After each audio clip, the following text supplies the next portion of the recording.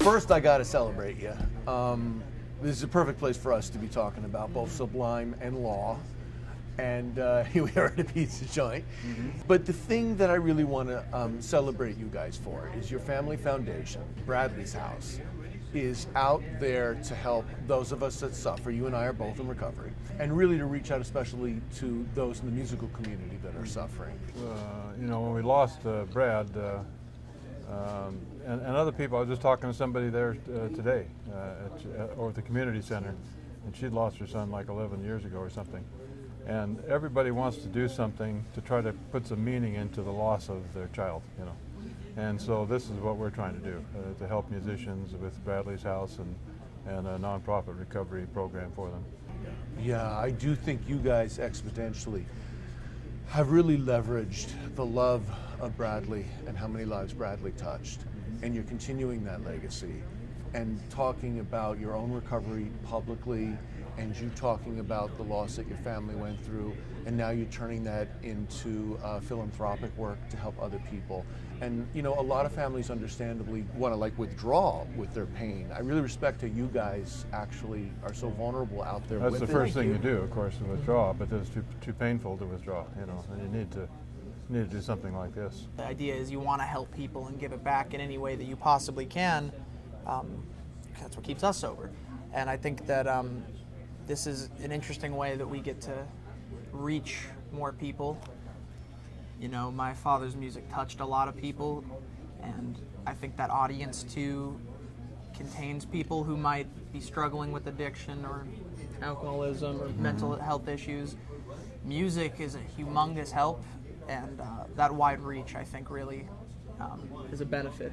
What we went through with Brad, it makes me so proud that Jake is able to do it, because with Brad, it's not that we didn't put him in recovery.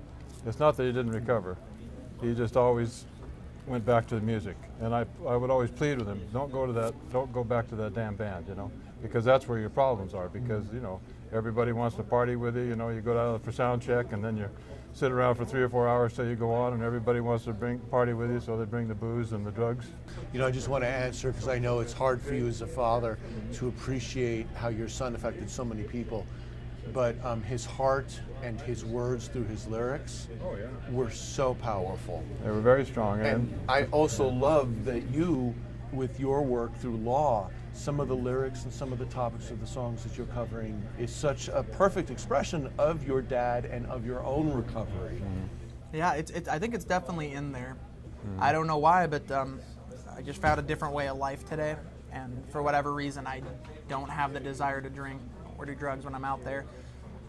Now it's more of a problem of being a good, genuine, nice guy, and being a little bit easier to get along with. At times in my music, sure, I'll explore the subjects of my own recovery and my father and stuff like that, but not into relation to, I guess I should say it's more of a personal thing, you know. And I think that's what we all write about, right? You know, the human heart in conflict with itself. Who said that? Forget. You know, one thing that just occurs to me is that you're celebrating your bandmates who are not in recovery like yourself, but they seem to get and respect your recovery. And I think about in your dad's time, as opposed to your generation, people didn't understand or appreciate what it was to be chemically dependent. I think the perspective has shifted, or at least enough time has elapsed as to where we just view it and experience it in a different way. I grew up, I always heard these stories of how Jimi Hendrix would dip his headband in acid and how cool that sounded. And then you hear about all these guys in the 80s doing stuff, in the 90s, and then it's all these things, and they just want to be cool and have fun. My bandmates did not see me having a good time when I was drinking. I was terrible to be around.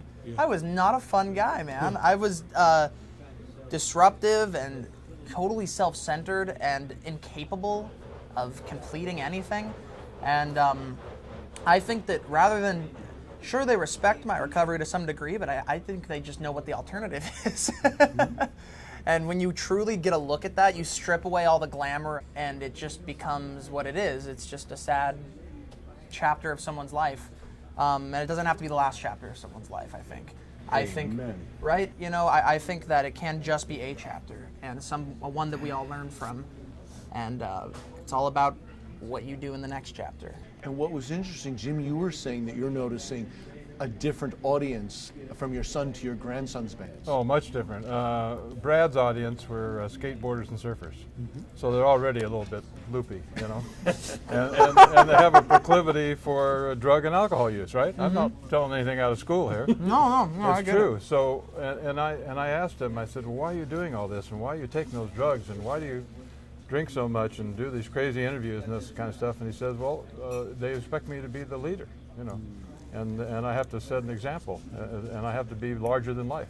It's just like what he was saying, and not to disparage those people. Yeah. There's all walks of life listen to both my father's music and our music and any genre of music. It doesn't really matter. But you talked about his life and what he saw around him, the people surfing and skateboarding and stuff. I'm trying to appeal to people who maybe went through what I went through, which is isolation, just constantly. I was never a leader. I was never this alpha pack dog kind of guy. Like I was never went and did the partying thing, and if I did, I was terribly alone and afraid. Your generation is coming into time when there's a pandemic. 72,000 Americans were lost just last year, like your son. And your generation is less ignorant and more aware that it's a disease, it's not a character flaw, that there is treatment, that now you can get better. I think so, and you just see it, you know? I mean, I remember growing up and people would talk about the 27 Club, you know, Janis Joplin and Jim Morrison and Kurt Cobain, everyone dying at 27. I think my dad died at 28. But now you got people like this, who was a Little Peep, or instead of the 27 Club, it's like the 17 Club. It's just, I think it literally speaks mathematically, just from the science, of how much stronger this stuff is, how much more deadly it is, and how much more people want to up it. There's like this human tendency to refine things to the point that they hurt us, you know?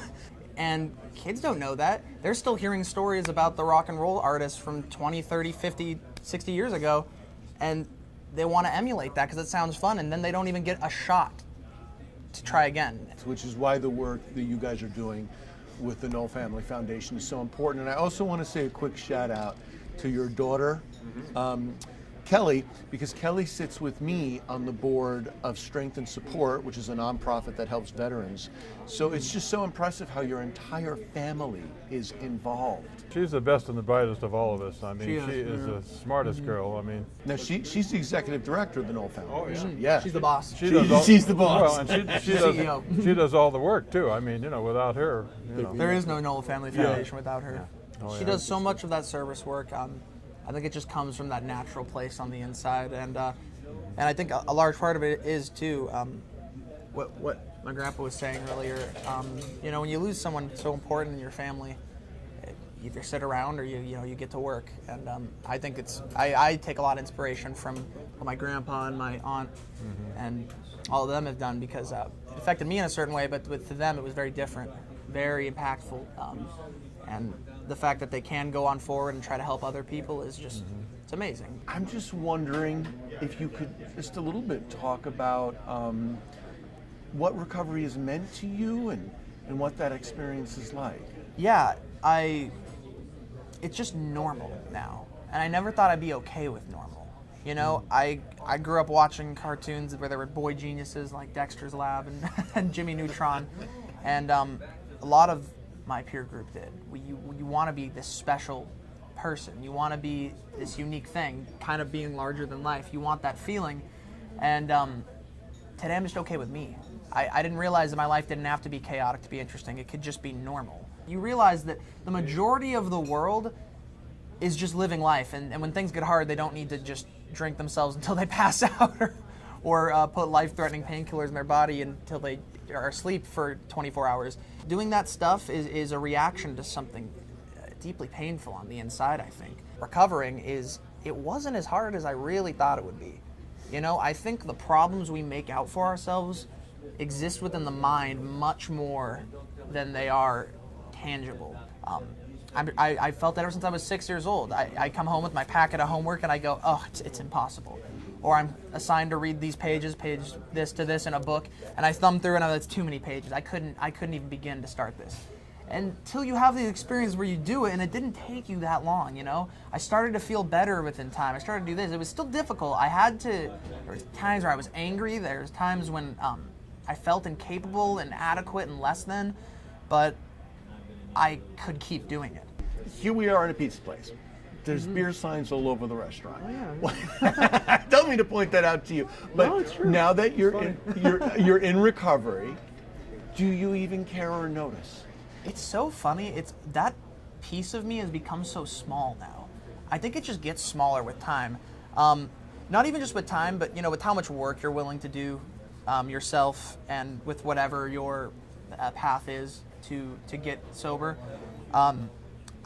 With me, the more I stay on my path and adhere to it, that piece of me that wants to do that is so much smaller. What's so moving to me as you're talking about your recovery, I see through my peripheral vision your grandpa sitting there, so impressed, so relieved, so comforted, and so full of love.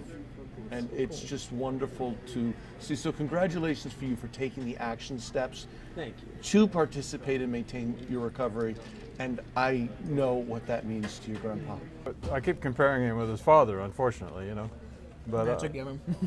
and we wanted to obviously get his father into a 12-step program, but he wouldn't go for it. But when he got out he was a real good student, and he went up to UC Santa Cruz for his first couple of years. And then they always talk about philosophy, but they don't really talk about religion, So you get, and when he came back to Long Beach State, where Jake is a junior right now. And I said, well, why'd you come back? And he said, well, they're all up there talking about these great problems, what's life about and what's all this? And he said, but they don't have any answers. And I said, well, maybe a 12-step program would be the answer, but he just, he couldn't do it. He couldn't surrender himself to a greater power, And that's what Jake has been able to do. So he's much stronger than his father ever was. I'm just so celebratory of 3 generations of your family. From what you did and impart to your son and your daughter, to what you have inherited and are now expressing, to the amazing charity work you're doing both with the Nowell Family Foundation, Bradley's house, and Kelly sitting on the board of strength and support for the veterans. Your family has exponentially touched so many lives through 3 generations, and I just think your family's amazing. I really do. We're lucky that people pay attention to us a little bit, but the only reason they do is because of Brad, of course, and now because of him. So it's it's working out. Exactly what I was saying. We get this unique platform. And Jake so many goes people around. wanna- Jake goes around and plays at different recovery and hospital and stuff. Does acoustic stuff for those people, and he's really putting it in there. Oh yeah, through my buddy Will, he's helped me. He does music therapy at a lot of different treatment centers and stuff like that, and mental health institutions and that sort of thing. And he's helped me. Allowed me to come on with him and play some songs with him because his music touched so many people and is so widespread and popular, especially here in California. You go to one of those places and I play for them, and me being who I am and the music being what it is that they like, it's this hugely special treat for them. And we're not the only family who wants to help people, and I'm not the only alcoholic who wants to help people. It was Todd Zulkins that came up with the idea of Bradley's house, opening our own recovery house. My wife, Janie, she goes down a couple days a week to the Long Beach Rescue Mission, volunteers down there. Actually, she sews for them. She brings her sewing machine and mends all their clothes. Sews, yeah. And they've got about 100 guys at the men's mission and a bunch more at the ladies' mission across the street. We're all on the same team to save lives, destigmatize, make recovery attractive, accessible, and possible. Well, it's guys like Jake at his age and the success he's had at music that the people who are thinking about recovery can look at him and say, well, that's a pretty cool guy. That's something I could say out there, yeah. If you're thinking about being in recovery, or you are in recovery, and you like loud rock music, come to a lot show. Exactly. Come talk to me, man. I'll make sure we don't drink that night. Exactly. Come to a law show, and I swear you'll be okay there. And recovery is fun. It is. Yeah. We have a good time. We really do. If you or a loved one is suffering from addiction or substance abuse issues, you do not have to do it alone. Call Pacific Solstice Behavioral Health now at 949-200-7929.